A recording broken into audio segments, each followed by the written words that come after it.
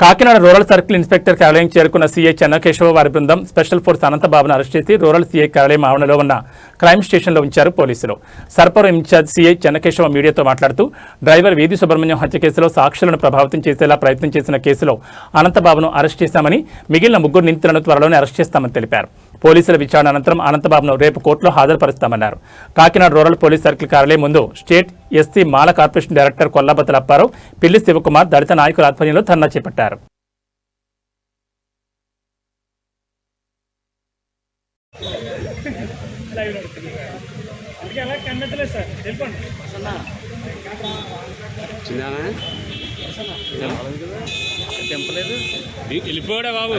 సాక్ష్యం చెప్తే చంపేస్తామని, అదేవిధంగా వాళ్ళ దగ్గర వాళ్ళు కంపల్సరీగా సాక్ష్యం చెప్పాలని, లేకపోతే వాళ్ళ మీద వేరే విధంగా అటాకులు జరుగుతాయని భయపెట్టి వాళ్ళకి కొంత అమౌంట్ కూడా ఇచ్చినట్టు భయపెట్టినట్టుగా వాళ్ళు పోలీస్ స్టేషన్కి అప్రోచ్ కంప్లైంట్ ఇచ్చారు.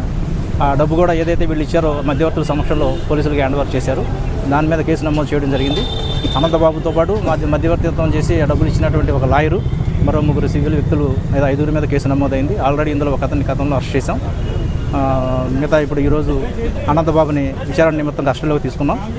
ఈ విచారణ అనంతరం అతన్ని అరెస్ట్ చేసి రేపు కోర్టులో ప్రొడ్యూస్ చేస్తాం. మిగతా ముగ్గురు మీద కూడా ఛార్జ్ షీట్, అదే వాళ్ళ మీద ఛార్జెస్ ఉన్నాయి కాబట్టి వాళ్ళ మీద కూడా విచారణ అనంతరం వాళ్ళ మీద కూడా యాక్షన్ తీసుకొని అరెస్ట్ చేయడం జరుగుతుంది.